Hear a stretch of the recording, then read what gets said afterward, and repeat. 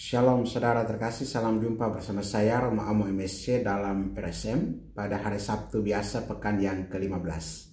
Selamat berakhir pekan dan semoga pada akhir pekan ini Anda senantiasa mengalami sukacita, terutama dapat berkumpul bersama dengan keluarga dan para sahabat kenalan dimanapun Anda berada. Saudara, saya pernah beberapa kali mendengarkan penyampaian dari orang-orang yang memberikan sumbangan untuk orang-orang kecil dan sederhana atau untuk gereja, ya. Dan apa yang mereka lakukan itu, sekalipun mereka memberikan dalam jumlah besar, mereka selalu bilang, "Romo, ini tolong tidak usah disebutkan namanya." Dan banyak kali juga bantuan-bantuan atau sumbangan-sumbangan itu juga disampaikan tanpa menyebutkan nama. Mungkin ada orang yang punya kebiasaan memberikan sumbangan dan menyertakan juga namanya harus dibacakan. Itu ada juga seperti itu. Tapi ini sungguh tidak mau untuk disebutkan namanya. Dan orang-orang ini merasa sangat bersukacita ketika mereka bisa berbagi untuk orang-orang yang sungguh-sungguh membutuhkan. Dan mereka hanya minta untuk didoakan supaya keluarga mereka, pekerjaan mereka berjalan lancar dan sehat dan selamat. Yesus pada hari ini dalam bacaan Injil dari Injil Matius pasal 12 ayat 14 sampai 21 menyampaikan kepada kita sekalian bagaimana orang-orang bersekongkol untuk membunuh dia. Orang-orang Farisi bersekongkol untuk membunuh dia. Tapi ia menyingkir dari sana, dan justru di sini Yesus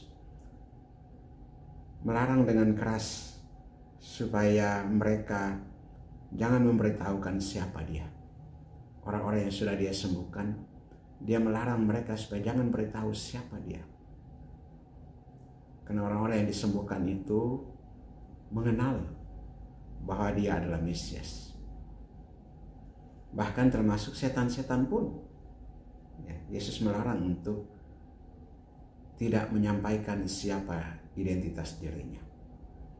Tentu bukannya maksud Yesus supaya tidak disampaikan sama sekali, tapi karena belum waktunya, karena dia masih mau untuk tahapan-tahapan dalam pewartaannya, terutama juga mempersiapkan murid-muridnya, hingga pada akhirnya ketika harinya sudah tiba, saatnya sudah tiba untuk kembali kepada Bapa, dia menyerahkan dirinya. Dan ini satu hal yang penting yang sebagaimana juga yang disampaikan dalam naskah yang dikutip dari Yesaya pasal 42 ayat 1-4. Lihat, itu hambaku yang kupilih, yang kukasihi, yang kepadanya jiwaku berkenan. Aku akan menaruh rohku ke atasnya, dan ia akan memaklumkan hukum kepada bangsa-bangsa. Ia tidak akan berbantah dan tidak akan berteriak, dan orang tidak akan mendengar suaranya di jalan-jalan. Bulu yang patah terkulai tidak akan diputuskannya, dan sumbu yang pudar nyalanya tidak akan dipadamkannya, sampai ia menjadikan hukum itu menang. Dan padanya lah bangsa-bangsa akan berharap. Tentu ini menjadi harapan kita semua pada Yesus. Yesus, aku berharap padamu. Dia membawa keselamatan itu. Sekalipun ia tidak memberikan atau tidak mau untuk diperkenalkan lebih awal, tetapi ketika kita mengenal Yesus, kita juga tentunya memiliki harapan untuk diselamatkan oleh Dia, terutama saudara-saudara kita yang lemah, yang sakit, yang menderita.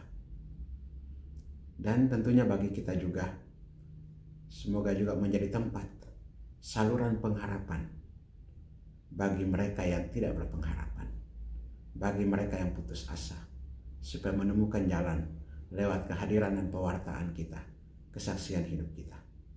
Marilah kita berdoa. Allah kekal dan kuasa, kami ucap syukur atas firman yang Kau nyatakan kepada kami, terutama untuk senantiasa berharap pada Yesus.